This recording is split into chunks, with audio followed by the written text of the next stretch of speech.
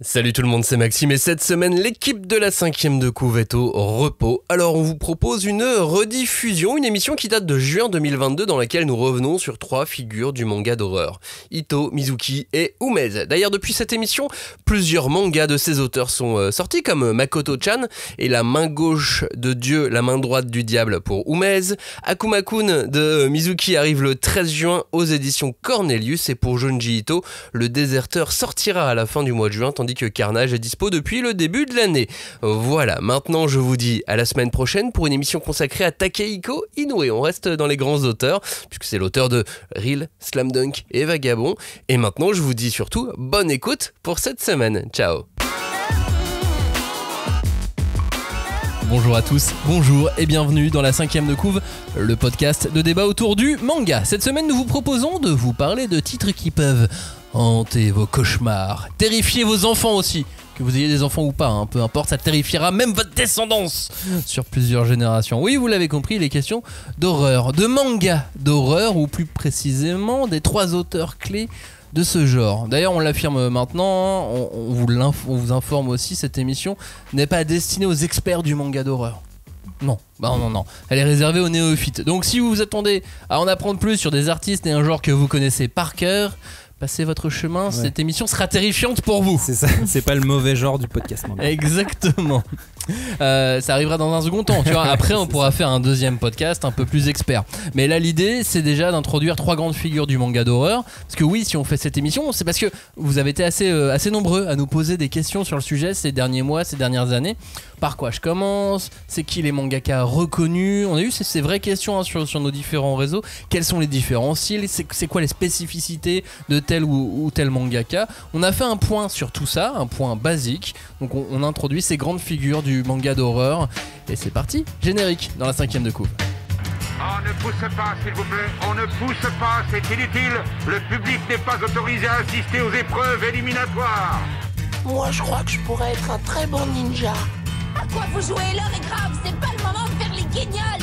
Mais on n'a rien d'autre à faire, on peut pas sortir. On va leur faire notre attaque secrète, l'attaque de la Tour Eiffel, ils vont rien comprendre. Et il faudra aussi parler des dessins animés, notamment des dessins animés japonais qui sont exécrables, qui sont terribles. Oh, les bâtards! Oh, this you crazy mother...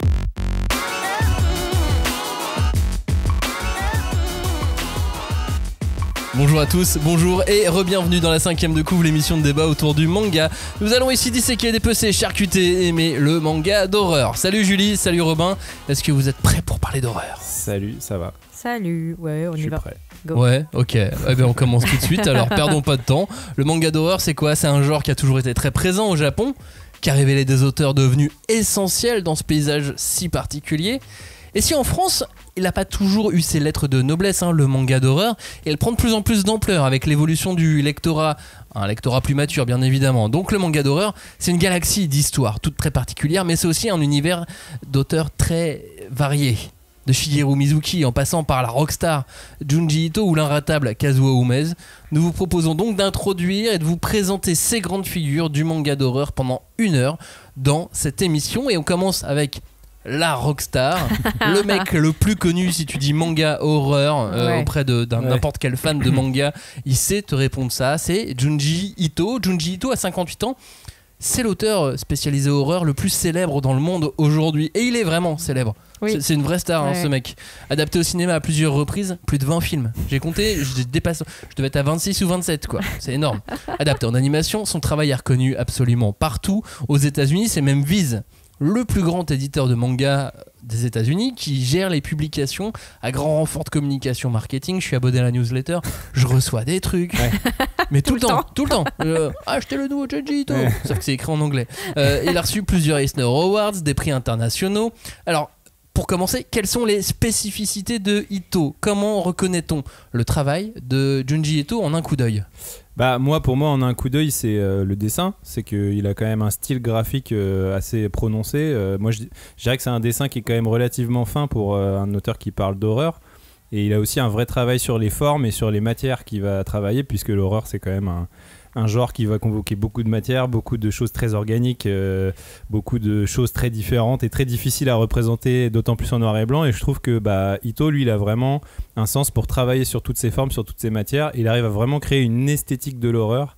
C'est vraiment pour moi le premier truc qui me saute aux yeux quand je dis du Junji Ito, c'est l'esthétique de l'horreur, quoi. Une esthétique qui te marque en plus. Ouais. Hein. Ouais. Ça s'inscrit dans ta rétine. C'est ça, c'est des images qui restent vraiment gravées.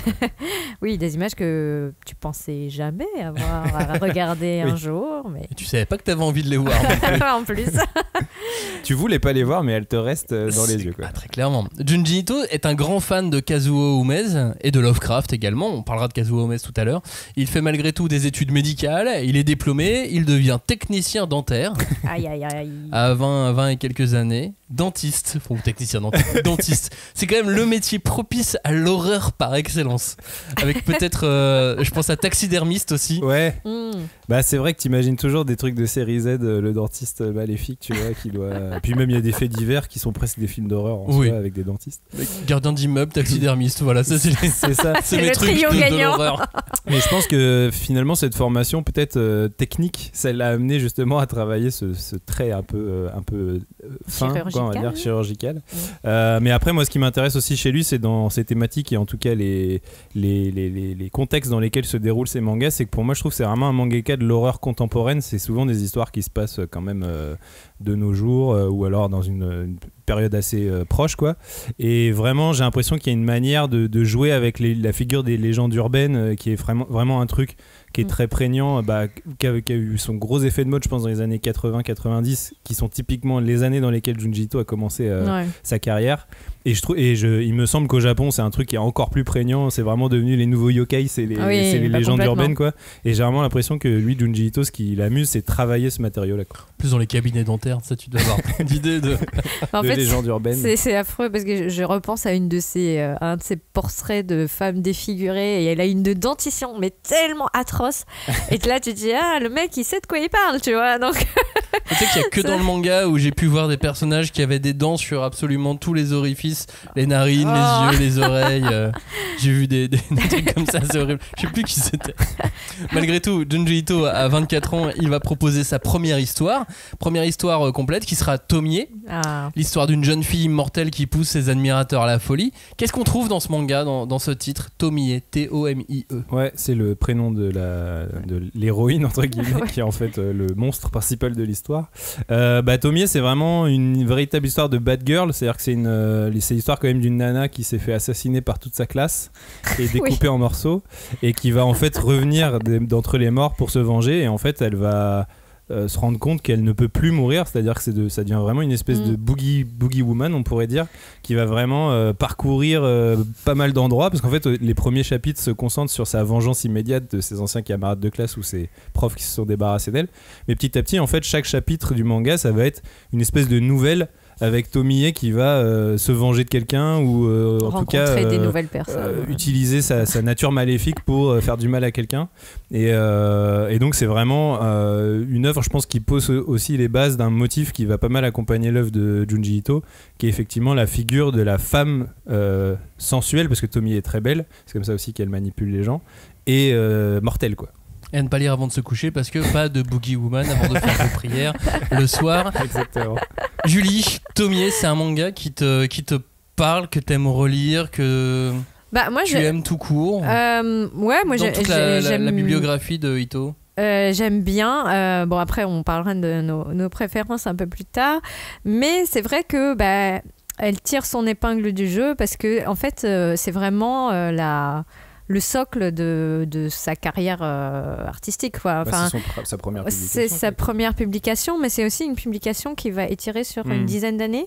Et donc, il y a plusieurs recueils. Il va compléter les histoires 10 ans après. Enfin, il est obsédé, en fait, par cette Tomie. Et moi, ce que j'aime bien chez Junji Ito, c'est que, ok, c'est le maître de l'horreur absolue, machin, mais il a quand même un certain sens de l'humour. Ok, c'est pas le même que tout le monde, mais il aime bien faire des petits pas de côté en mode haha. Enfin, il y a un espèce de petit truc, comment dire, il est malicieux. C'est pas seul, enfin, même si c'est le mal, même si les personnages souffrent, il y a quand même une espèce de petite ironie de dire non mais là c'est trop. Et il le sait très bien et il sait le manipuler. Et elle représente ça parce qu'elle est impassible, elle est immortelle, elle ne vieillira jamais, machin. Et elle pousse les gens comme ça, pouf, pouf, pouf, comme des grains de poussière dans le chaos le plus ultime. Et c'est au final, c'est savoureux. Parce que tu te dis, mais c'est tellement surréaliste et tellement barré. Ouais. Mais il y a des trouvailles qui sont dingues dans Thomier, par exemple. C'est dès le 2e chapitre, je crois. Il y a, en gros, on se rend compte que donc, Thomier ne peut pas mourir et qu'en gros, elle peut se reformer à partir des parties d'elle qui ont été séparées d'elle. Éparpillées. Et donc, dans la 2e histoire, en gros, elle séduit le petit copain d'une nana qui est à l'hôpital qui doit se faire transférer un rein. Bon, l'histoire fait que finalement Thomier se refait tuer par ce fameux mec et en gros son corps est récupéré par les légistes et du coup il décide de prendre son rein et de le transférer dans la nana qui attend un rein. Donc déjà symboliquement c'est quand même pas mal que ce soit la meuf qui a piqué son petit copain qui lui donne son rein. Et en fait la nature de Thomier fait qu'elle va se reformer à partir de son rein dans le bide de la meuf et donc la meuf va grossir, elle va avoir une tête de Thomier à l'intérieur de son ventre ils vont devoir l'opérer, faire ressortir la tête. Et tu dis mais ça typiquement on parlait des formes que tu peux pas imaginer, tu dis mais comment on peut avoir l'idée de faire un truc comme ça, mais en même temps quand tu le lis t'es un peu à la frontière de ce que vient de dire Julie, de à la fois c'est affreux et c'est un peu marrant quand même de voir une nana avec une tête dans son ventre et tout. Enfin, il y a un truc vraiment qui est à cette frontière un peu, ça fait écho aussi aux histoires qu'on se raconte quand on est petit, voilà, et pour lui ça vient aussi en partie de là. C'est avec Thomier qu'il remporte son premier prix, premier manga, premier prix, le prix Umeze, avec lui-même Kazuo Umeze dans le jury. On reparle de cet artiste dans une demi-heure à peu près, mais pour revenir sur ses influences, donc il parle donc de lui, de Umeze, de Lovecraft. Il a lu Shinichi Koga également, l'auteur d'une série célèbre au Japon mais jamais publiée en France, Eko Asaraku, mais aussi Edogawa Rampo, Hidoshi Hino qui m'avait terrorisé avec l'enfant insecte. J'ai encore rien que la couverture me terrorise. Qu'est-ce que vous voyez d'autre comme influence sur le travail de Junji Ito ? Ce qui est sûr, c'est que il le dit de toute façon dans toutes les références que tu cites et qui dit lui-même, qui cite lui-même allègrement. Il y a une vraie érudition dans son travail, c'est-à-dire que c'est un vrai passionné de l'horreur, du genre horrifique, que ce soit un manga, donc ça c'est tout ce que tu viens de citer, mais aussi en cinéma. En fait, il y a une grosse influence du cinéma d'horreur, alors certes japonais, mais aussi occidental. Donc le cinéma d'horreur américain et le cinéma d'horreur italien aussi, puisqu'en fait il y a notamment un genre de cinéma italien qui s'appelle le giallo. Donc giallo, je refais un petit peu le topo sur ce que c'est que c'est un genre italien qui vient des livres de gare italiens qui étaient dans des couvertures jaunes, et giallo ça veut dire jaune en italien, et en gros ça définissait par extension après tout un courant du cinéma un peu fantastique basé sur des intrigues policières où ça mélangeait en gros de l'horreur, de l'érotisme, de l'enquête policière. C'était pulp en fait. Voilà, et en fait ça devenait une extension du pulp, mais en fait il y a eu des cinéastes qui ont tellement travaillé ce matériau d'un point de vue vraiment cinématographique qu'ils ont vraiment recréé à partir de ce truc un peu de série Z un vrai genre cinématographique presque noble, on va dire. Et t'as des noms comme effectivement Dario Argento qui est le plus connu, mais avant t'avais Mario Bava, etc. Et donc vraiment ça c'est aussi une des grosses influences de Junji Ito dans son travail, et notamment la figure de cette femme sensuelle et mortelle. C'est clairement un truc qui est très gialesque, puisque le giallo il y a vraiment ce truc, c'est toujours des très jolies filles dans les giallo, etc. Donc je pense qu'il y a effectivement cette référence là aussi. Moi j'avais effectivement noté l'importance des giallo, parce que effectivement il allie toujours, donc comme on disait toujours, les pires trucs, que ce soit donc les maladies, des accidents, des vengeances, donc des actes prémédités on va dire, avec la beauté, la finesse des traits. Donc là, on a beaucoup parlé des héroïnes. Effectivement, il est quand même très porté sur la femme, on va dire, jeune et sensuelle. Dans Censor, c'est également une femme qui est au centre de l'intrigue. Mais ça peut arriver que ça soit aussi des jeunes garçons. Donc il y a aussi en fait cette mise à l'écart de ce qui est beau et jeune comme étant, et qui va devenir immortel, et donc qui va voilà, transgresser un tabou de l'horreur. Et moi je pense qu'il s'appuie beaucoup sur ce truc Eros et Thanatos, mais sans verser trop dans des choses trop érotiques, grotesques, comme on verra plus tard, quoi.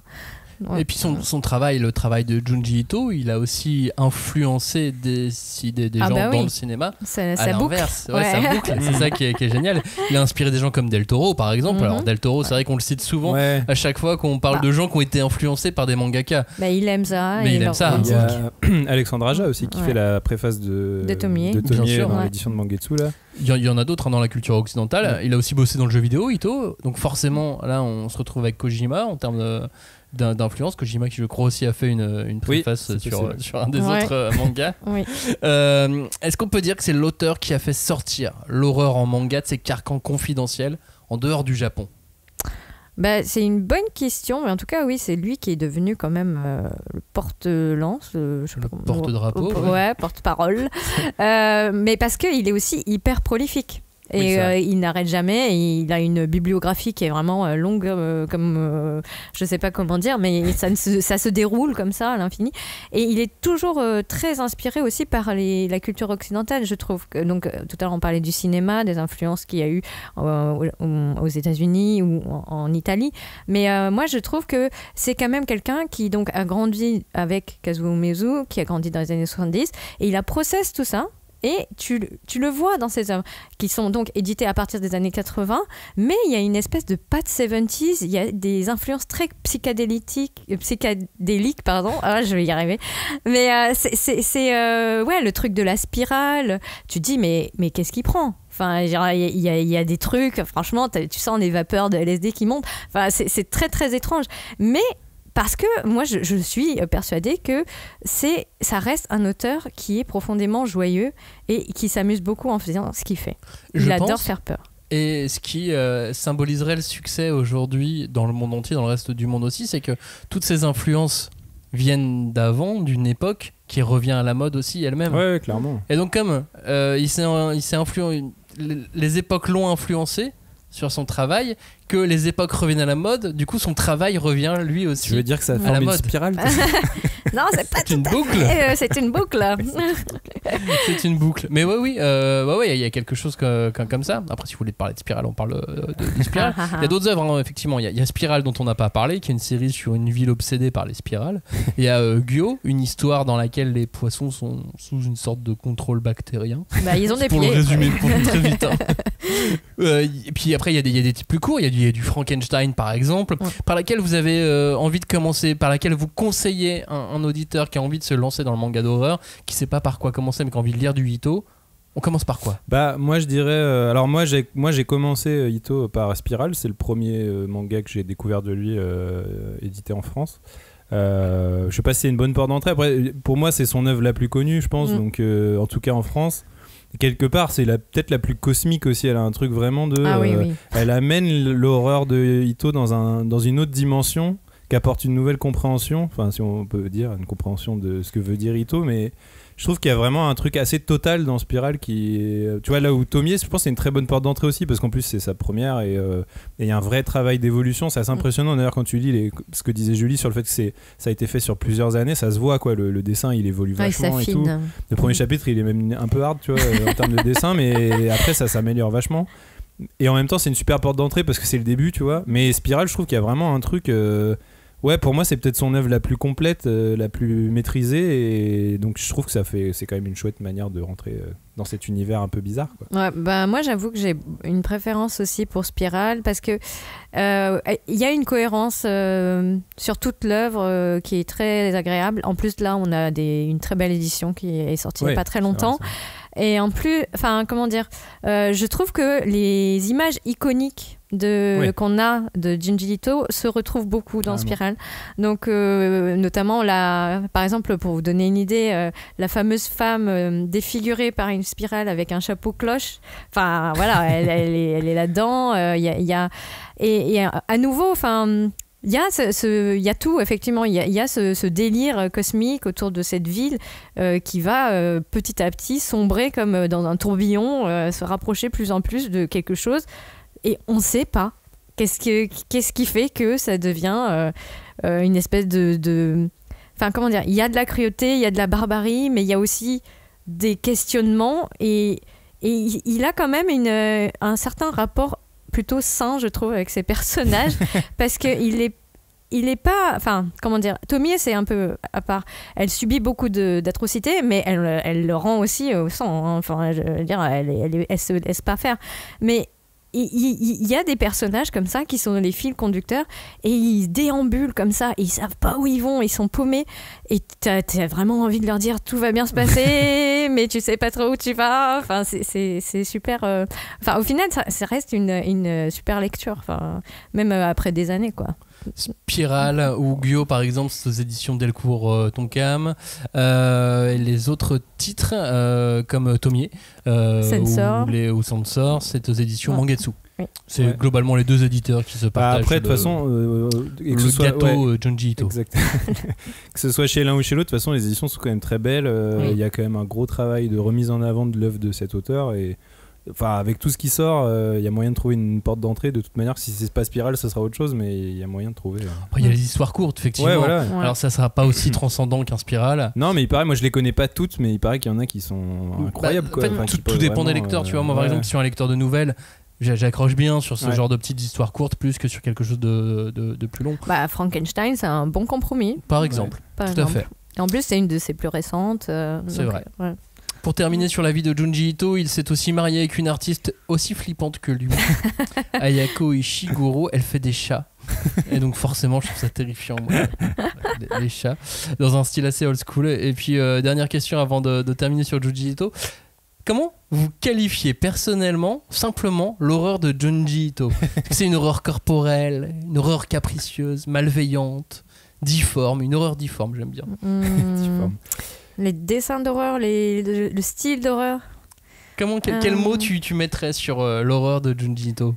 Moi, je sais pas, je pense que c'est assez équilibré en fait. En fait, c'est quoi? C'est un peu, j'allais dire, c'est une horreur érudite. C'est-à-dire que c'est une horreur de quelqu'un qui sait comment faire peur et qui sait quel matériau utiliser pour faire peur. Et presque, c'est de l'horreur totale, quoi. Il n'y a pas de. Enfin, surtout qu'on citait Spirale juste avant, je trouve qu'il y a un truc de vraiment. C'est ça, quoi. Junji Ito, c'est l'horreur totale, quoi. Passons à l'artiste suivant, deuxième artiste de cette émission, c'est le doyen du genre, Shigeru Mizuki. Shigeru Mizuki, c'est l'un des pères du manga et donc du manga d'horreur, forcément. Cette année, il aurait eu 100 ans, mais il nous a quittés à 93 printemps, c'était en 2015. C'était déjà pas mal. Ce qui était déjà pas mal, tout à fait. Shigeru Mizuki, il est connu notamment pour Gegege no Kitaro. C'est le maître des yokai, ces esprits issus du folklore japonais. Lui aussi, comme Ito, il a été distingué dans le monde entier et même en France, avec un prix au Festival d'Angoulême pour Non Nonba. Là encore, même question, c'est quoi le style? C'est quoi l'esprit de Shigeru Mizuki? Comment on reconnaît son travail?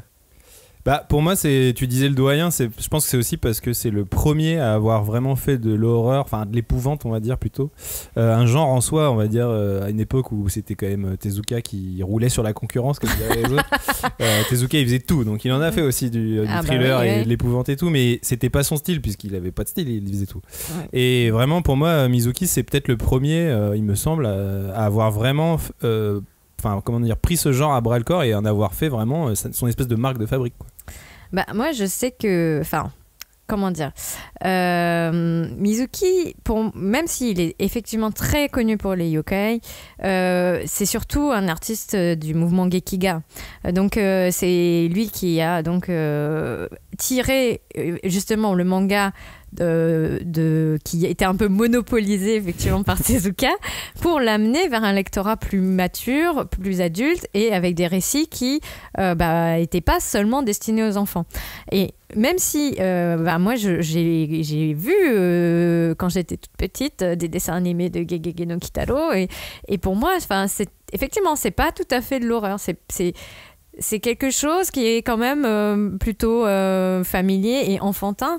Et après, bon, quand on voit tout ce qu'il a fait de sa vie et comment il l'a retranscrit en manga, on se rend compte de tout le chemin qu'il a fait et qu'il a parcouru. Et ça, humainement, c'est incroyable, quoi. Ouais. Après, je pense que malgré tout, il y a une espèce de signature dans son travail, si on pourrait dire. En tout cas, pour citer son travail sur les yokai, c'est que tu disais le Gekiga, donc il a amené vraiment le manga, il a destiné à un truc plus adulte, plus sérieux entre guillemets, et il y avait notamment sa manière lui de dessiner les décors qui étaient ultra réalistes. Et en fait sa signature c'était peut-être de justement faire intervenir des personnages grotesques ou un peu caricaturaux, caricaturaux dans un décor ultra réaliste, et ça crée forcément un espèce de décalage étrange qui va du coup forcément renforcer aussi ce sentiment que le lecteur a en lisant l'œuvre, c'est que il va se rendre compte que ce qui se passe n'est pas normal puisqu'on est dans une situation réaliste, un contexte réaliste, et il y a des créatures ou des êtres un peu surnaturels cartoonesques qui vont apparaître dedans. Donc ça, je pense que c'est une espèce de signature qui va un peu faire sa marque de fabrique aussi graphiquement, quoi. Et puis c'était un génie en fait, Shigeru Mizuki. Dès l'enfance, t'as tous les adultes qui voyaient en lui un prodige du dessin, surtout à une époque où les arts, c'était pas forcément le truc bien vu. On se disait pas mon enfant dessine bien, il va en faire son métier. On ne disait pas ça dans les années 20. Ça clairement. Dépend, ouais. Il a même été publié à 10 ans dans le journal local, et dès l'enfance, il se passionne pour l'épouvante et pour cette vieille femme qui racontait des histoires de fantômes qu'il surnomme Nonnonba, qui donnera donc le titre du manga éponyme en 1972, et chez qui il piochera plein de folklore comme ça. C'est ça, parce qu'après c'est ça aussi son truc, c'est de faire de l'horreur folklorique entre guillemets, c'est-à-dire c'est vraiment utiliser les contes japonais, les yokai, les légendes, les choses, je parlais de légendes urbaines plus tôt, là c'est vraiment sur les légendes folkloriques, enfin les contes vraiment traditionnels entre guillemets, pour construire des récits d'épouvante, et ça va être ça vraiment le matériau dans lequel lui va puiser, c'est principalement le folklore, quoi. Ouais, il est connu dans tout le Japon pour ça, et parce qu'il a mis en image, et de façon moderne, des yokai, des créatures, des monstres qui existaient depuis la nuit des temps en fait. Donc je pense que comme Doraemon en fait, Gegege no Kitaro, en tout cas dans les années 80, 70-80, c'était un des piliers de la culture enfantine. Donc moi j'ai toujours un peu de mal pour me dire oui, ça faisait un peu peur. Enfin, c'était là, genre, il y a des monstres dans les toilettes. Si tu y vas après minuit, il viendra te manger. Enfin, il y avait ce truc de jouer avec des peurs très, très enfantines. Puis il a donné la forme moderne à ces peurs. Ah oui, complètement. Et puis oui. Après, moi, ça m'a toujours fasciné de voir qu'il avait réussi à être publié en dehors du Japon, parce que c'est tellement japonais, quoi. Enfin, les monstres yokai dont il parle, et ça parle aussi d'une quotidienneté, d'une ruralité qui n'existe même plus au Japon, qui est devenue quelque chose limite d'historique. Enfin, c'est ça qui c'est peut-être ça l'horreur, tu vois, c'est qu'en fait ça a disparu. Mais voilà, enfin. Après dans Kitaro, on reparlera de Kitaro dans un instant, mais c'est vrai que il y mettait un sous-texte qui était aussi différent, qui quand on le revoit adulte, quand on relit le manga adulte, on voit un sous-texte et un rapport à la guerre qui est particulier, au pacifisme et ainsi de suite, qui se justifie par sa vie, parce que si vous calculez bien, Mizuki, il est né donc en 1922. Je vous laisse compter. Je vous laisse donc imaginer ce qui l'attend en 1940. Il est donc enrôlé par l'armée impériale et il part, comme tous les autres, à la guerre. Lui, il est envoyé sur une île du Pacifique, sur laquelle il sera sévèrement blessé, puisqu'il perd un bras. Il sera aussi lié d'amitié avec une tribu sur place, une tribu locale. Il va même se marier sur cette île. Mais la guerre a renforcé. Il reviendra ensuite au Japon. Il avait l'intention de repartir, mais il reste finalement au Japon pour beaucoup de raisons. Et la guerre a renforcé son pacifisme, et par là, elle a aussi donc influencé son travail dans la nature des yokai d'abord, et puis dans d'autres œuvres, comme Opération Mort par exemple, où là on sent la vie, on sent la guerre. Clairement, pour moi, Opération Mort, c'est vraiment peut-être son savoir-faire qu'il a mis dans les récits d'épouvante. Là, il le met au service de l'horreur humaine, on pourrait dire. Enfin, pour moi, limite, Opération Mort, c'est ça son vrai récit d'horreur. Oui. Parce que c'est une histoire vraiment de bidas japonais sur une île pendant le conflit, quoi. Et vraiment, ça commence comme un espèce de truc du quotidien. Il y en a qui meurent, certes, de malaria, de trucs comme ça, mais c'est pas très violent. Et d'un coup, le récit bascule complètement dans l'horreur. Il y a les bombardements américains, etc. Et là, ça devient vraiment... T'as des images horrifiques, quoi. T'as des images de charniers, de mecs défigurés, qui deviennent quasiment des monstres humains, quoi. C'est même plus des êtres humains, quoi. C'est de dire... là, on n'a plus affaire à des êtres humains. On a affaire à des gens qui sont des tas de viande, et soit des monstres qui font des tueries de masse, quoi. Et donc vraiment là on a ce truc de ok, avant il faisait peur aux enfants, et maintenant avec ça il te dit la vraie horreur finalement elle est pas dans les petits monstres de nos légendes, elle est chez l'être humain, quoi. Oui. Ben voilà, ouais, c'est ça, hein, les monstres, les yokai, c'était vraiment plutôt des manifestations naturelles qui servaient un peu à expliquer le monde qu'on ne pouvait pas comprendre, quoi, qui était invisible. Donc c'était une explication plus ou moins rationnelle finalement. Mais là, il n'y a aucune rationalité face à ce que tu vois ou ce que tu vis. Quand effectivement tu te bouffes des bombes sur la gueule et que tu vois des enfants, des gens qui n'ont rien à voir avec ton impérialisme et tout, mourir sous tes yeux et que tu peux rien faire. Donc il y a vraiment cette mise en parallèle ou une espèce de miroir hyper déformant du yokai qui était gentil, quoi, enfin qui était limite. Enfin, parfois, les yokai, quand bien même ce sont des monstres, ils peuvent agir comme des espèces d'esprits protecteurs. Donc, je pense qu'il a commencé en disant, en plus, après, il a fait du kamishibai. Kamishibai, c'était une façon de divertir les enfants après la guerre. Il n'y avait plus la télé, etc. Donc, il y avait du théâtre de papier traditionnel où on racontait des histoires dans la rue et les enfants avaient un petit peu d'argent de poche pour acheter des bonbons, pour payer le mec qui racontait l'histoire. Et en fait, je pense qu'il a voulu un peu comme Tezuka l'a fait aussi à sa façon, tu vois, guérir un peu les enfants en leur disant vous avez quand même des esprits qui peuvent veiller sur vous, mais pas les humains là qui sont en train de déboîter les autres pour une raison vaine ou pas. D'ailleurs, Kitaro, c'est justement une adaptation d'une histoire de Kamishibai, mais en manga, qui deviendra donc en 1967 Gegege no Kitaro, parce que après la guerre, en revenant, il y a eu donc l'occupation américaine. Donc, qu'est-ce qu'il a fait ? Il a vendu du poisson, il a fait des petits boulots, puis il a fait donc artiste de Kamishibai, et c'est là qu'il a probablement pris l'idée de Kitaro et l'envie de le faire en manga, et c'est probablement mon préféré des titres de cette émission parce que c'est logique, en fait, j'ai une affection assez enfantine avec Kitaro que je peux pas avoir avec un Hito ou Mezu, tu vois. C'est le moins terrifiant. Tu le vois pas en Kamishibai, non, pas trop. Si, ça doit être marrant. C'est évidemment le moins terrifiant, mais c'est pas nécessairement le moins dur. C'est juste que c'est plein de sous-textes, que ça reste une histoire pour enfants, mais que ça reste aussi une histoire pour les grands enfants, et Kitaro, il vit pas des trucs cool. Loin de là. Non. Donc il y a des vraies tranches de drame avec un petit peu d'horreur, parce qu'on reste sur des monstres, on vit dans un cimetière, tu vois. Donc forcément... Je me souviens qu'il y avait des jouets. C'est comme la famille Addams, quoi. Oui, voilà, mais il y avait des jouets de poupées Kitaro avec des tombes en plastique et tout. Enfin, évidemment. Bon, en tout cas, plus qu'un auteur d'horreur, c'est une figure japonaise à plein de niveaux. Shigeru Mizuki, il a notamment beaucoup travaillé aussi sur l'histoire, sur ce qu'il s'est passé pendant la guerre, comme on le disait tout à l'heure. Et donc, il a fait aussi des vrais bouquins qui ne sont pas des mangas. Il a aussi fait un bouquin, par exemple, une biographie sur sa biographie à lui sur Hitler. Et sa postérité au Japon, c'est faite de son vivant, ça c'est sûr. En France ou à l'étranger, c'est bien plus récent. Qu'est-ce que vous conseillez aujourd'hui pour rencontrer le travail de Mizuki, si on veut justement participer à cette prospérité posthume ? Ce qu'il y a, c'est que donc c'est assez récent. Il y a, il me semble, un éditeur qui remet en lumière le travail de Mizuki, c'est Cornelius. Donc déjà, financièrement, c'est pas le plus facile pour se lancer dedans, parce que les bouquins chez Cornelius sont pas donnés, mais c'est des très belles éditions, donc ça vaut le coup. Après, tout dépend de ce qu'on veut découvrir. Si c'est plutôt le travail de l'auteur sur justement la guerre, l'horreur humaine, etc., ça va plutôt être Opération Mort ou même sa biographie.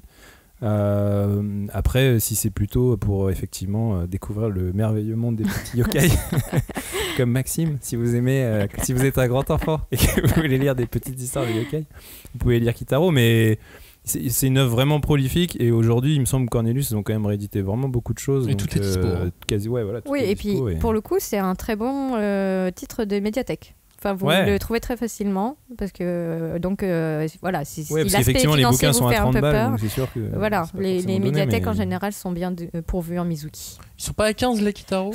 Ah, peut-être parce qu'ils sont en souple. Ils sont souples. Les Kitaro sont comme avec les Tezuka. Ah, ça reste 15 €. Hein. Ça reste 15 €, soit. Mais ça reste un petit éditeur. Tu peux pas. Oui, non, c'est pas des gros volumes, donc ils sont obligés forcément. C'est des très très beaux livres, franchement. Ça vaut le coup. Bon, très simple, mais très bien. Moi, je suis content. Après Shigeru Mizuki, passons au virtuose. Le virtuose de l'horreur. Maître et virtuose à la fois, Kazuo Umezu. Kazuo Umez, maintenant. Il a décidé de. Bah ouais, c'est bizarre parce que en japonais ça se lit Umezu. Mais oui. Bref. Bah ouais. Mais peut-être il a trouvé qu'on prononçait mal. Petite fantaisie. En même temps, il est fantasque. C'est un personnage fantasque. Oui. Tapez son nom dans Google Images. C'est vrai qu'on a rarement on a beaucoup de photos de mangaka. Ah mais là, avec Umez. On est. Il y a même un sujet sur Trax que tu peux retrouver. Alors, je sais pas si sur YouTube il est facilement accessible, mais sinon sur Arte vous devez pouvoir le trouver et tu le vois et il parle vraiment comme un vieux monsieur bizarre. Mais... Il pourrait être considéré comme le père du manga d'horreur, moderne ou non, et il va sur ses 86 ans, c'est pour ça que c'est moderne ou non. Ça ne l'empêche pas de toujours dessiner, puisque là, en effet, à l'occasion d'une exposition consacrée à son travail au Japon, il sort une nouvelle œuvre, une suite à Je suis Shingo, 27 ans après sa dernière publication. Et ce qui est drôle, c'est que c'est son prix reçu à Angoulême en 2018 qui l'a poussé à concevoir à nouveau quelque chose. C'est donc un homme haut en couleur qu'on reconnaît justement pour les couleurs qu'il porte toujours. Une marinière rouge et blanche. Mais est-ce que c'est la seule chose reconnaissable chez lui, Robin, cette marinière? Non, après Kazuo Umez, on a dit c'est le maître de l'horreur, c'est pour une bonne raison. Moi, je pense que ce qui est reconnaissable chez lui, c'est il y a son style graphique dont on parlera peut-être un petit peu après, mais les thématiques quoi. En gros, Kazuo Umez, c'est vraiment l'auteur qui a fait basculer finalement le bizarre de Mizuki dans la terreur, tu vois, vraiment le truc. Il a vraiment créé l'horreur moderne telle qu'on la raconte en manga autour de thématiques assez récurrentes. Donc t'as ces héros, c'est quand même souvent des enfants qui font face au monde des adultes. Donc ça, je pense, c'est une manière de traiter des peurs primales des enfants, tu vois, parce que les enfants, c'est les petits êtres qui ont peur. Ils ont peur du noir, ils ont peur des monstres, ils ont peur que leurs parents les abandonnent, etc. Ils sont fragiles, ces enfants. Voilà. Et après, voilà, il y a des figures aussi. Je parlais de l'abandon. Souvent, c'est incarné par une figure de la mère un peu maléfique. Alors ça, certes, ça permet de traiter de la peur de l'abandon, mais il y a aussi le fait que la cellule familiale, qui est normalement, instinctivement un milieu où on est bien, tu vois, et là non, le cocon familial peut être le surgissement de l'horreur peut être dans un truc comme ça. Et puis surtout Kazuo Umez, c'est vraiment le mec qui a amené un visage humain à l'horreur. La plupart de ses œuvres, en fait, c'est des œuvres qui sont pas si fantastiques que ça, c'est des œuvres qui parlent plutôt de l'horreur psychologique, du fait que la véritable horreur, elle est chez nos contemporains, elle est chez nos congénères, et elle est notamment pour les enfants, chez les adultes. Et donc vraiment, lui, il s'est un peu départi du fantastique, des petits yokai, des petits fantômes et tout, pour finalement installer une horreur beaucoup plus terrifiante parce qu'elle est chez l'être humain, quoi. Ouais. Julie, qu'est-ce qu'il y a de reconnaissable pour toi chez Kazuo Umezu? Écoute, moi je pense qu'effectivement il a instauré des codes et toute une grammaire narrative qui est propre au manga d'horreur. Et au niveau de son style, les très gros plans sur les yeux, sur les visages, et la façon aussi dont il découpe, comme un zoom en fait. Donc tu as une espèce de vision d'ensemble, et puis petit à petit il va se focaliser sur un visage en particulier, sur un détail de ce visage après. Il y a une espèce de montée comme ça crescendo de la pression psychologique, effectivement, comme disait Robin. Donc il y a une espèce de crescendo qui va se terminer dans une révélation qui en général est liée à la folie. Et une folie qui a très peu d'explications, quoi. Enfin, il y a une espèce de... En fait, voilà, en général, les enfants vont voir à quel point les gens qui sont autour d'eux, qui s'occupent d'eux, sont barges. Et ils en tombent des nues. Enfin, c'est d'une simplicité, en fait, et d'une efficacité qui est redoutable. Comme beaucoup de mangaka, il a commencé très jeune à dessiner, si bien qu'à 19 ans, il gagne déjà un peu d'argent grâce à ses histoires. Il faisait des BD pour les boutiques de ce qu'on pourrait résumer par un BD club. Ouais. C'est comme un vidéo club. Les Kashiron. Oui. C'est ça, mais sans les cassettes vidéo, avec des livres à la place. Et il commence à se faire un nom avec de la rom-com dans les années 60. Oula. Est-ce que vous retrouvez un peu de ça dans son futur travail? Pas trop. Peut-être sur les points de départ des histoires, quoi, mais vraiment le tout début, tu vois, ça commence toujours comme des petites chroniques de vie un peu anodines, et très vite ça bascule dans un truc beaucoup plus sombre, quoi. Mais vraiment, il y a que ça où je trouve qu'il y a un peu de rom-com. Mais... moi j'aime bien aussi le fait que, effectivement, dans la quotidienneté, après c'est très ancré dans les années 60-70. Et il y a une espèce de les petits enfants sont modèles, ils sont bien peignés, ils sont bien élevés, les petites filles, des petites robes, oui, des petites culottes courtes, les petites robes amidonnées, machin. Et après tu tournes une page et puis là tous les visages se déforment parce qu'ils ont vu quelque chose qu'ils ne devaient pas voir. Et puis dans les années 70 arrivent ces deux énormes succès, pour nous en tout cas, L'école emportée et Baptisme. Qu'est-ce qui caractérise le travail de Kazuo Umezu dans ces deux œuvres ? Bah pour moi, alors ce qui est marrant, c'est que donc les deux sont sortis chez Glénat à l'époque dans un format bunko, donc tout petit format. Ouais. Et alors ça, j'avoue, j'ai pas la réponse, mais je ne sais pas si sur quel format lui il travaille. Mais je me demandais en fait, vu que maintenant on a affaire à des éditions qui agrandissent son dessin, si en fait il est vraiment fait pour être autant agrandi, parce qu'en fait son dessin il est pas spécialement virtuose, tu vois, il fait dater quoi, il y a vraiment il est assez raide, les personnages sont, on a tous l'impression qu'ils sont un peu emballés dans le cul et tout quoi. C'est vraiment tout est assez raide. Et en fait, t'as l'impression que tout est surtout toujours mis au service de la mise en scène, quoi. C'est-à-dire que, en fait, les mangas de Kazuo Umezu, ils font peur parce que la mise en scène t'amène petit à petit, ce que disait Julie sur l'effet de zoom et tout. Il se permet aussi des énormes doubles pages sur où il agrandit des dessins qui sont pas si incroyables, tu vois, où c'est vraiment un gros plan sur un gamin qui écarquille les yeux, qui fait ah, tu sais, ça c'est vraiment une signature d'Umezu. T'as tout le temps des personnages qui font ah. Et donc il y a vraiment cette espèce d'utilisation très appuyée. De la surexpressivité des personnages, des grands aplats noirs. Alors ça, je pense, c'est peut-être aussi une manière justement comment dire, d'incarner la peur du noir pour les enfants, tu vois, parce que les monstres ou l'horreur peut surgir du noir.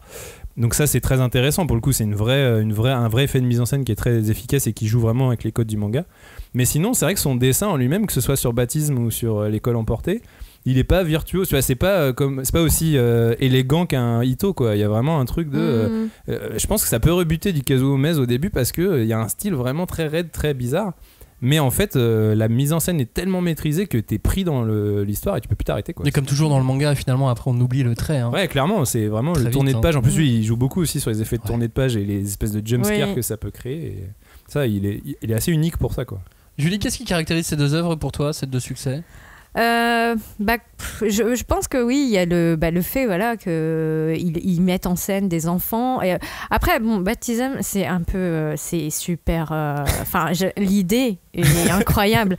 C'est vrai qu'il y a des concepts. Mais oui, parce que bon, mettons, l'école emportée est un peu plus classique, on va dire. Donc l'idée qu'une école avec les enfants prisonniers dedans se retrouve transportés dans un univers qui est complètement post-apocalyptique. Ils ont rien comme information. Ils se rendent compte qu'ils vont manquer de nourriture, que les adultes deviennent barges. C'est le isekai de l'horreur. Rapidement. Oui, c'est le premier isekai de l'horreur finalement. Sauf qu'ils sont pas passés sous un bus. Mais par contre, Baptisme, c'est tellement incroyable. Enfin, l'idée, donc, c'est une actrice qui est au firmament de sa renommée, qui est très belle, qui est hyper talentueuse et tout semble lui sourire. Et patatras, elle est défigurée. Et donc, elle va se retirer dans l'espoir qu'en ayant une fille, un jour, elle va pouvoir prendre possession du corps de sa fille et donc transplanter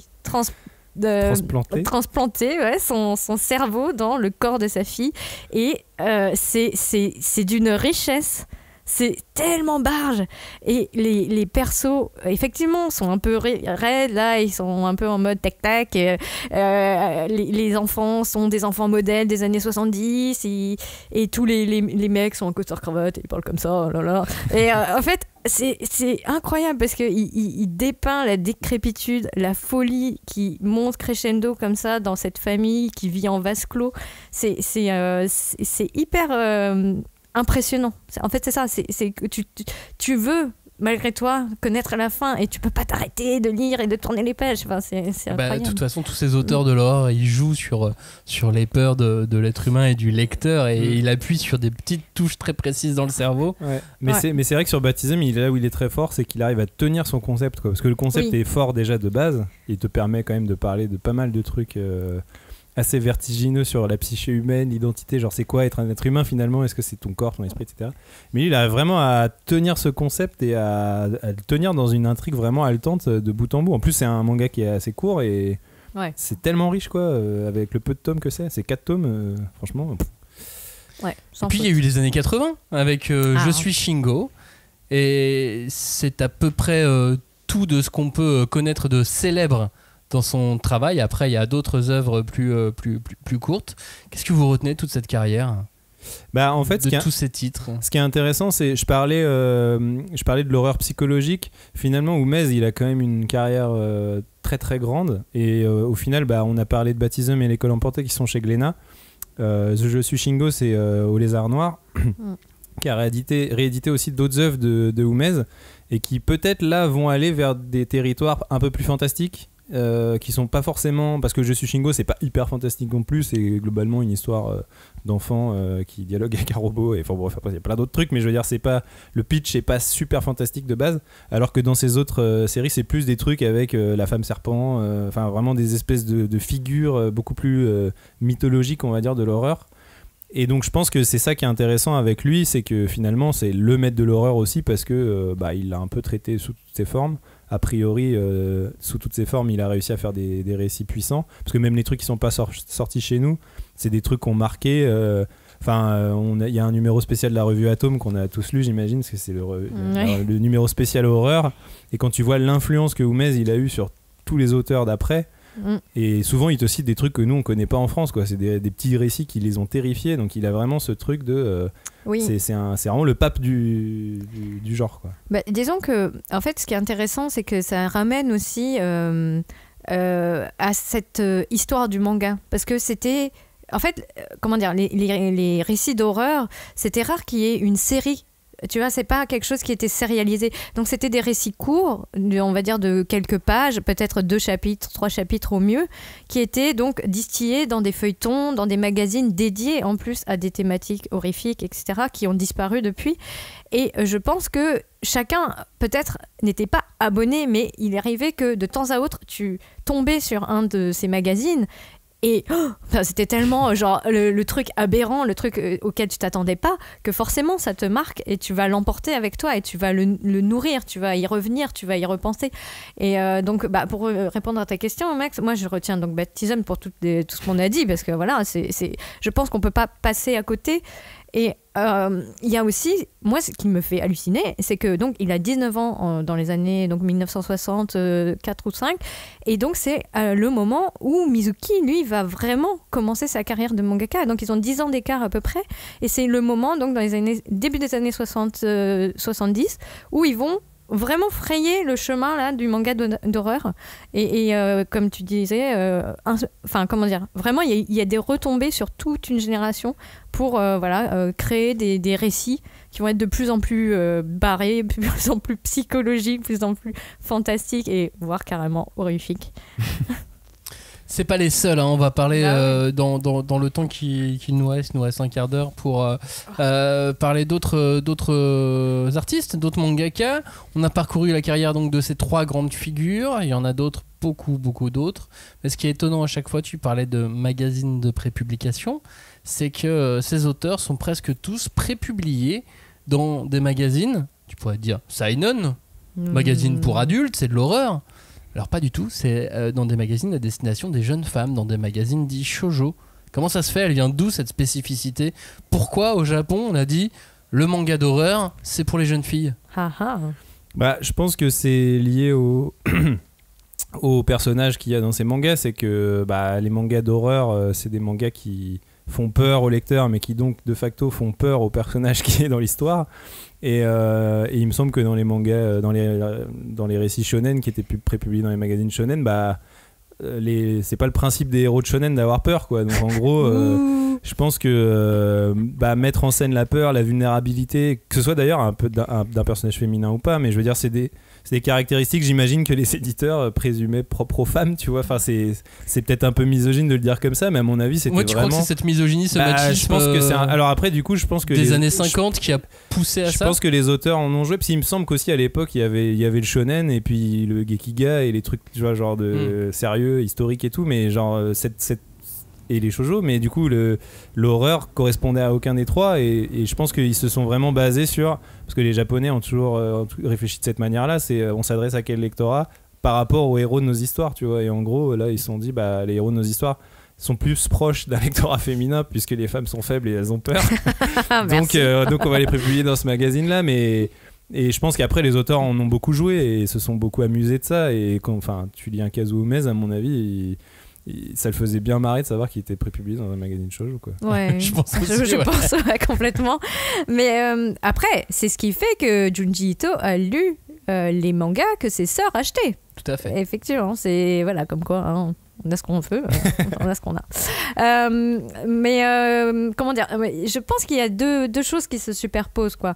Il y a cette idée effectivement de la représentation de la vulnérabilité et du fait qu'on ne veut pas que le lectorat soit, se sente en position d'avoir peur ou en position de vulnérabilité.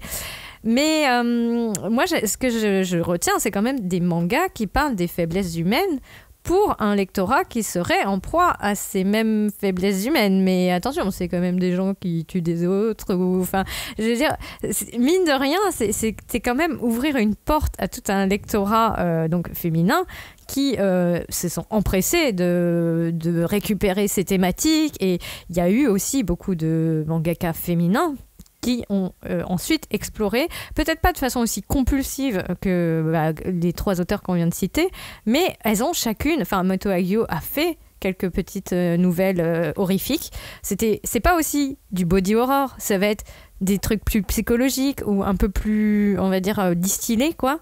Mais il y a quand même eu des tâtonnements, des recherches là-dessus qui sont intéressantes. Oui, c'est vrai qu'on parlait en préparant l'émission de Chika Shiomi aussi. Oui. Voilà. Par exemple, elles sont quelques autres à s'être lancées dans le manga d'horreur. Et puis de toute façon, même aujourd'hui, même sur les mangakas actuels, on ne sait pas forcément toujours si ce sont officiellement des hommes ou des c'est femmes. vrai. Donc comme quoi, on s'en fout un peu. Mais cela dit, un des romans matriciels de l'horreur, c'est Frankenstein, ça a été écrit par une femme, tu vois. Donc il y a peut-être aussi un truc...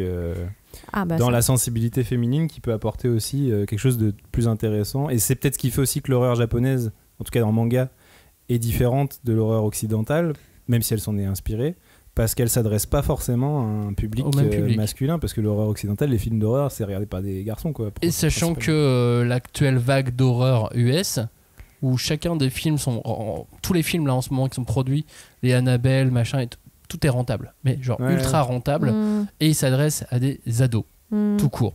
Garçon, fille, mais il vise vraiment de l'ado tout court, quoi. Et ça marche. Disons que, traditionnellement, on en avait parlé un petit peu dans d'autres émissions, mais tout à l'heure on parlait des yokai, l'esprit vengeur, le spectre qui vient te hanter, etc. Traditionnellement, c'est un esprit féminin. C'est un esprit qui a des regrets, qui veut se venger d'avoir été tué ou violé ou je sais pas, ou mort en couche, etc. Et donc effectivement, il y a peut-être ce truc un peu de la figure féminine qui a peut-être plus de choses à dire en tout cas, ou qui en tout cas peut se permettre d'explorer des contrées qu'on interdit aux garçons.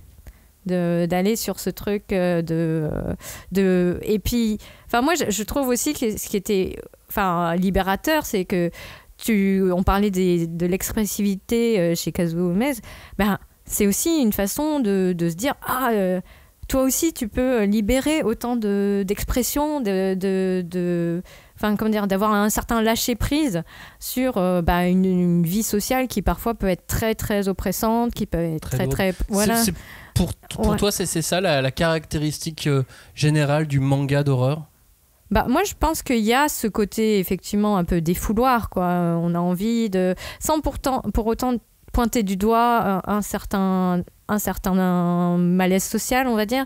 C'est vraiment plus t'as le côté Junji Ito de allez, ça charcle à tout va parce que allez, on a besoin de dépenser notre énergie de jeunes gens. C'est ça aussi. On n'a pas vraiment le temps de répondre à la question, mais il y a cette tension aussi sexuelle du personnage beau, du personnage intriguant qui est toujours mis dans la balance de la cruauté, des choses que des pulsions beaucoup plus sombres et meurtrières, comment dire, de vouloir vampiriser l'autre, etc., qui sont aussi mises en image dans toute cette littérature destinée à des jeunes ados, finalement. Oui, tu me disais que ça se juxtaposait à quelque chose de doux et innocent, finalement. Oui, tout ça. pardon, oui.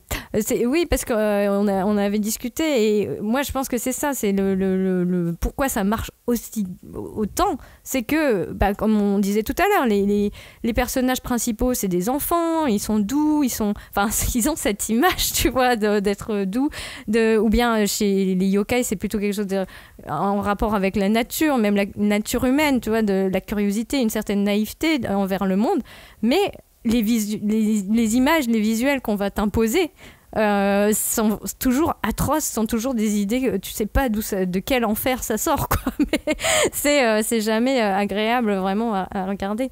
Et je pense aussi qu'il y a une autre dimension un peu étrange dans le manga d'horreur, et c'est marrant, il faudrait faire un ratio entre ceux qui décident quand même d'apporter des réponses aux mystères qu'ils évoquent ou qu'ils créent, et ceux qui disent mais il n'y a pas de réponse, et peut-être que c'est encore plus flippant, tu vois. Ouais. Après il y a quand même un paradoxe dans le manga d'horreur, c'est qu'il y a toutes ces qualités qui font que ces récits sont marquants, et malgré tout ça n'a pas marché, à un moment donné ça s'est arrêté, tu vois, et là ça reprend, donc il y a cette boucle dont vous parliez tout à l'heure. Mais après c'est en France, parce qu'au Japon ça a toujours marché de la même manière. Ouais, mais les magazines dans lesquels il y a des magazines de prépub qui sont arrêtés, donc il y a quand même cette espèce de truc paradoxal, mais il y a son public de niche, mais tu me diras les films d'horreur c'est un peu pareil tout à fait. Aussi chez nous.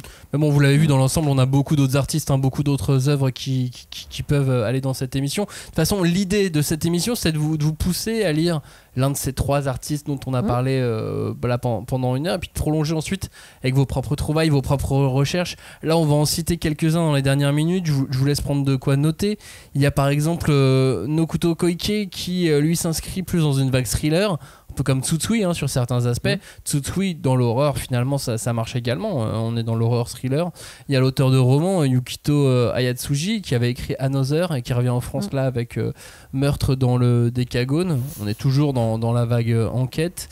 On peut donc évidemment parler de Kei Sanbe. Kei Sanbe, alors, il s'adoucit un peu avec l'âge. Oui, c'est vrai. Il s'éloigne de l'horreur peu à peu, mais ses premiers titres comme L'île de Ozuki ou Le berceau des esprits, ça s'apparente totalement à du manga d'horreur. Plus récemment, on a eu l'auteur de Gannibal. L'auteur de Gannibal, forcément, qui nous parle dans l'horreur, parce que ce manga est absolument horrifique. Et il y avait Quand sonne la tempête qui était dans le même esprit, qui était un peu genre slasher chelou. Enfin, c'est pas horreur, mais c'est. Ouais, on s'éloigne de l'horreur par rapport à Gannibal, tu vois. Masaki Ninomiya, l'auteur de Gannibal, il se lâche un peu plus parce que déjà à partir du moment où tu manges des êtres humains, c'est ça. Ça va. Que mettre un téléphone portable dans le ventre de quelqu'un, ça va.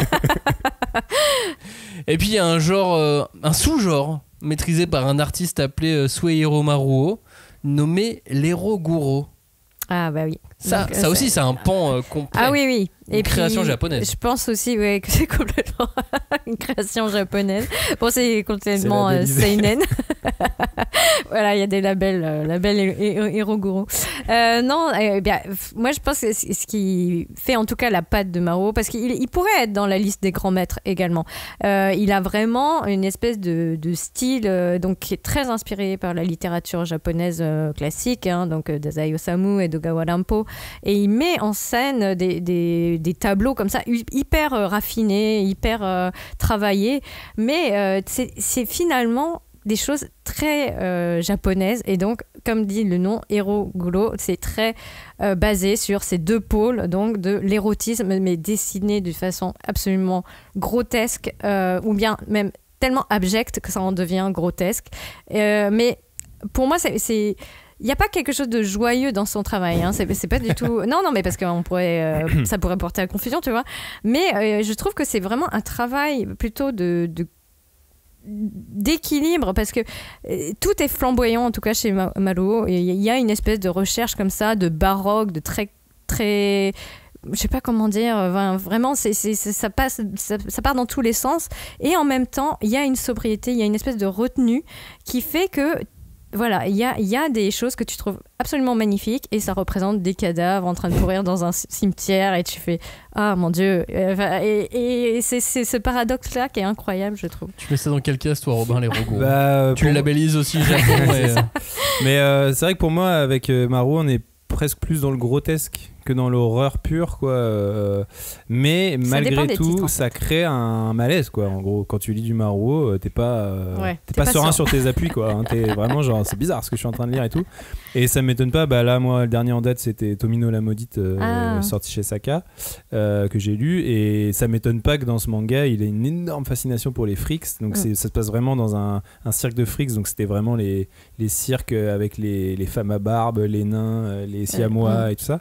Et donc vraiment, finalement, les Roguro dans ce titre-là, il est pas très prégnant, mais il y a vraiment cette fascination pour les corps bizarres, le fait de travailler la chair, travailler les corps et tout. Et effectivement, ce manga qui est pas horrifique, il te met mal à l'aise, quoi, quand tu le lis. Donc il y a vraiment ça chez lui. De toute façon, on va avoir une page entière d'artistes en tout genre qui s'apparentent totalement ou légèrement à l'horreur. Normalement, vous avez eu le temps de prendre un petit stylo. Pour rester dans les Roguro, on peut parler de Shintaro Kago, qui a notamment signé Anamorphosis, Robin. Ouais, alors lui, c'est une autre figure de les Roguro et du grotesque, mais alors lui, il pousse le truc encore plus loin, je trouve. Il a vraiment... c'est presque too much, en vrai. Mais et puis il a surtout une attirance pour les matières vraiment dégueulasses. Ça parle beaucoup de sexe, de merde, de trucs. Enfin, c'est vraiment... Lui, il est vraiment... à fond. Il est très jusqu'au boutiste dans sa démarche. Mais malgré tout, je trouve que quand je lis du Kago, alors ça m'arrive pas tous les jours, mais il y a des formes assez uniques quand même, quoi. Il y a des trucs, il est le seul à dessiner ça, quoi. Et c'est vraiment ce que ça produit chez toi. Je trouve qu'il y a une espèce de choc esthétique quand même dans ces formes horrifiques, enfin en tout cas absurdement horribles. Et voilà. Shintaro Kago, K-A-G-O. Et en fait, c'est vraiment du body horror à fond. Mais moi, je mets quand même une petite réserve, effectivement, dans le too much, parce que c'est quand même beaucoup des jeunes filles qui sont représentées et vraiment dans des situations extrêmes. Et comment dire, je mettrais pas ça sous tous les yeux. Non, c'est voilà. Et là où en fait, ce qui me gêne chez Kago, c'est que je n'ai que des images. Je trouve qu'il est plus sur l'illustration, la recherche esthétique vraiment pure. C'est vrai. Et le récit qui est censé accompagner l'horreur et te créer un cocon d'ambiance n'est absolument pas présent. C'est vrai, mais à la fois j'ai un peu le même rapport avec Maruo, moi pour le coup. Je trouve que narrativement, je m'y perds un peu. Enfin, c'est pas des mangas tout comme Kago que je prends du plaisir forcément à lire, mais par contre je trouve qu'il y a des chocs esthétiques qui sont assez uniques. L'enfer en bouteille. Il y a également Osumaru Furuya qui a fait Litchi Ikari Club, notre Ikari Club, qui a été édité chez IMHO. Là aussi on est dans une autre veine encore, mais on est dans la famille. Oui, parce que en fait moi comme Maruo, je classe dans ce que j'appelle les mangaka coupants, parce que je trouve qu'ils ont un style, un dessin qui est hyper tranchant, qui est très net et limite, tu sais, tu te dis, quand tu regardes, c'est censé te révéler des choses sur les psychés des personnages, sur comment ils vivent entourés d'hypocrites ou qu'il y a des faux semblants autour d'eux. Et donc, leur exubérance ou même la façon dont ils sont dessinés doit t'amener à comprendre quels sont les vrais enjeux de l'histoire. Mais il y a toujours un malaise quand tu lis du Furuya. Hein, et c'est pour ça qu'il a trouvé sa place ici. Osumaru Furuya. Il y a aussi Kentaro Sato qui est parti sur totalement autre chose. Là, on est sur de l'horreur fun, un peu plus dans l'esprit film d'horreur américain avec Magical Girl Sight ou Magical Girl of the End, où on va prendre un sujet qui est un élément essentiel au Japon dans le manga, un genre essentiel qui est la Magical Girl, et puis on va la mettre en mode horreur, tout simplement. On peut parler également de Tomoki Isumi, l'autrice de Mihiroku-chan. Oui, en fait, alors moi j'avais vu passer des messages effectivement parce que donc ça a commencé sur Twitter et Mihiroku-chan, c'est vraiment la fille qui voit. Et donc, il y a un sous-titre qui est Slice of Horror. Et c'est vraiment incroyable parce que, elle fait une comédie d'horreur, quoi. Donc, c'est toujours la figure de la jeune fille, jeune et innocente, etc. Versus des spectres, des monstres vraiment très, très, très chelous qu'elle est la seule à voir. Et Et ça crée toujours un malaise, mais cette fois pris avec un parti pris sur le comique. Donc c'est quand même une très bonne surprise, en tout cas pour moi, pour ces dernières années là. Autre classique, c'est Hideshi Hino, l'auteur de L'Enfant Insecte. Ouais, ton couverture, pire que cauchemar. Ton traumatisme.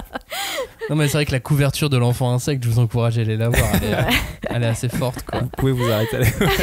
Tu m'étonnes. Pour le coup, lui, il fait dans l'horreur crade. Enfin, à nouveau, moi ce que j'appelle l'horreur crade, c'est les dessins qui parlent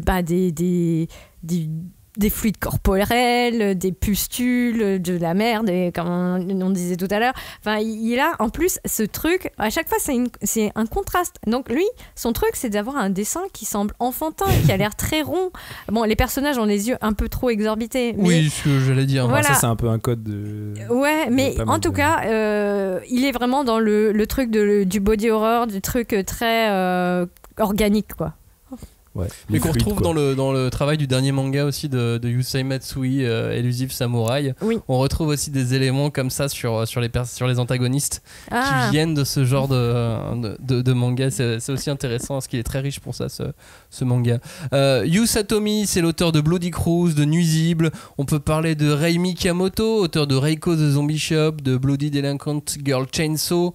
On peut parler de Rensuke Oshikiri, l'auteur du personnage de Sayuri.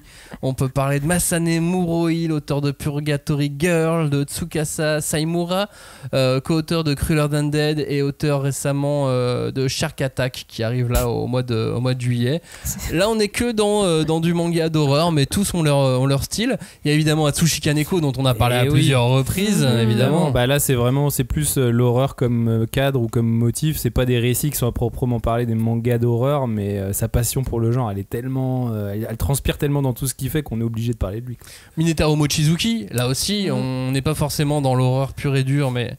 et c'est surtout plus son début de carrière quelque part, parce que si tu prends La Dame de la Chambre Close, j'en profite pour faire un petit appel à Glénat, ce titre n'est plus disponible et il faut le réimprimer pour découvrir, parce que c'est un manga vraiment terrifiant.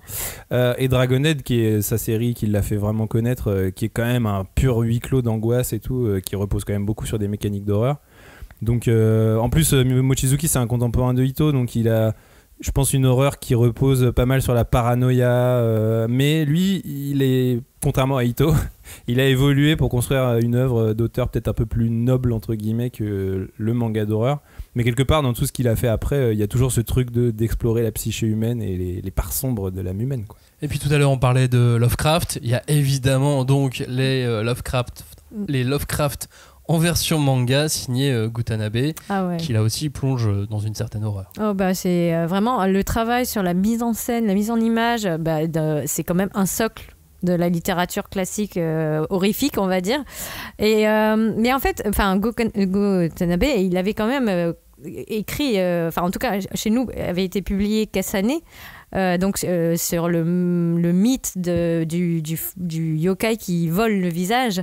Donc, déjà, il avait quand même une appétence pour ce genre horrifique. Donc, c'est super de voir à quel point, il est toujours dans cette création d'une ambiance de sentiments d'angoisse qui sont assez diffus et que petit à petit, il va amener jusqu'à la révélation complètement brutale d'une folie, et bien souvent une folie qui n'a pas de réponse, encore une fois. D'un goût, on passe à un go avec Go Nagai pour terminer cette émission, parce que Go Nagai, on le connaît pour énormément de choses, comme Tezuka finalement, ils ont touché à énormément de choses, et Go Nagai, comme d'autres, a touché lui aussi à l'horreur, mais à l'horreur grand public.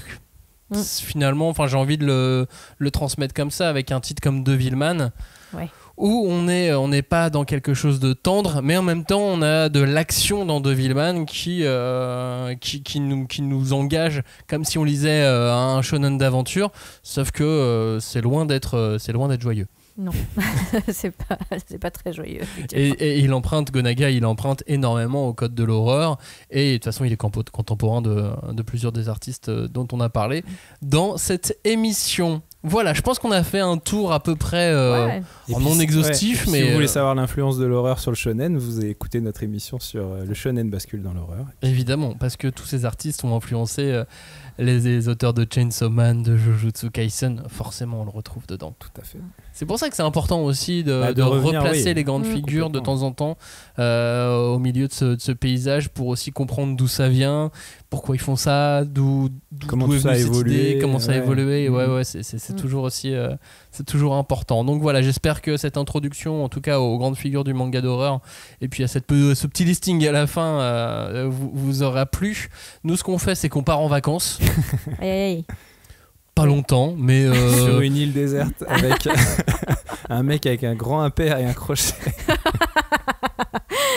Tu m'avais pas dit ça. En même temps, quand tu vois tous les survival manga, ils ont tous aussi emprunté à l'horreur forcément. Non, on part en vacances quoi, 1 semaine, 2 semaines, on va voir ça, on va vous mettre des rediffs.